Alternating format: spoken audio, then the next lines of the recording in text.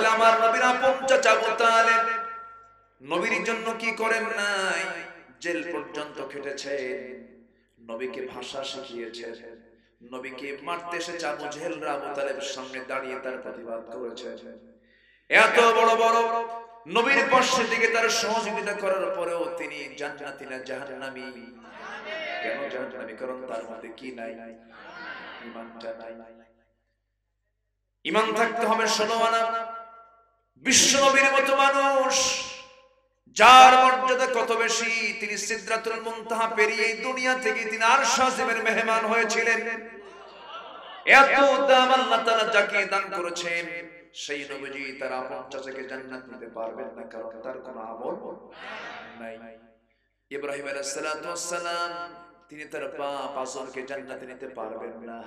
নূহ আলাইহিস সালাতু ওয়াস সালাম তার ছেলে কেনানকে জান্নাতে নিতে পারবেন না, কারণ কি নাই?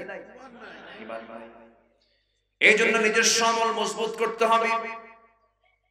নিজের আমলকে মজবুত ছাড়া কখনো আমি জান্নাত পাবো না। কেউ কাউকে দেখবে না সেদিনে ইয়াউমা ফিরুল মারউ মিন আখিহি ওয়া উম্মিহি ওয়া আবিহি ওয়া সাহিবাতিহি ওয়া বানিহি। কার কথা? মাই ভুলে যাবে আপনাকে, কিসের হিসাব আপনাকে ধরবে? মা আপনাকে ভুলে যাবে, আপনাকে ছেড়ে চলে যাবে, সেই দিন কেউ কাউকে চিনবে না। সেই কঠিন কণ্টকের কিরণ ময়দানে আমার আমলনামাটা আমার জন্য বিশাল বড় সহায়ক হয়ে যাবে। আমলনামা আমরা মজবুত করব, শিরকের কাছে যাব না।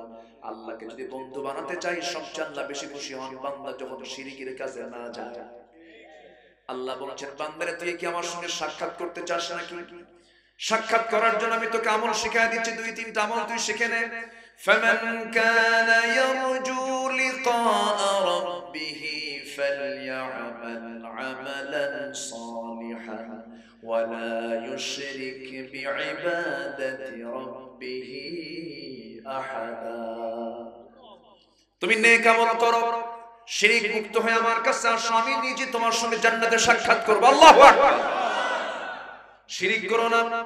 কোন কবরে গিয়ে মাজারে গিয়ে সেজদা দিও না। সেজদার জায়গা শুধু একটা, সেটা কার সামনে? আসতে বলবেন না, কার সামনে? এই মস্তকটা যদি আপনি কারোর সামনে সঁপিয়ে দেন, আপনার ঈমানটা চলে যাবে। সন্তান হয় না, আপনি আল্লাহর কাছে চাবেন। ব্যবসায় বরকত নাই, আমি আল্লাহর কাছে চাবো। সকল ছোট বড় যত চাওয়া সব আমরা আল্লাহর কাছে চাবো। জুতা ছিঁড়ে গেছে, আল্লাহ ঠিক করে দাও।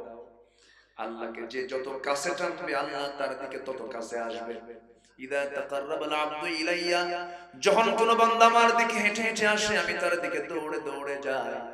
যখন কোন বান্দা আমার দিকে 1 হাত আগায়, আমি তার দিকে 10 হাত আগাই।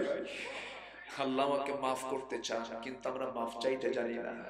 আল্লাহ 12টার পরে রাত যখন গভীর হয়ে যায়, প্রথম আকাশে চলে আসেন। ফি সামাই দুনিয়া, প্রথম আকাশে এসে বলেন, আলা মিন মুস্তাগফিরিন ফাগফির লাহ, কোন ক্ষমা প্রার্থী আছে আমার কাছে মাফ চাবে, আমি তাকে মাফ করে দেব। কার সন্তান হয় আমি তাকে সন্তান দেব। কার কি সমস্যা আছে সব সমস্যার সমাধান দিয়ে দেব। সেজদায় পড়, আমি তোকে সব দিয়ে দেব।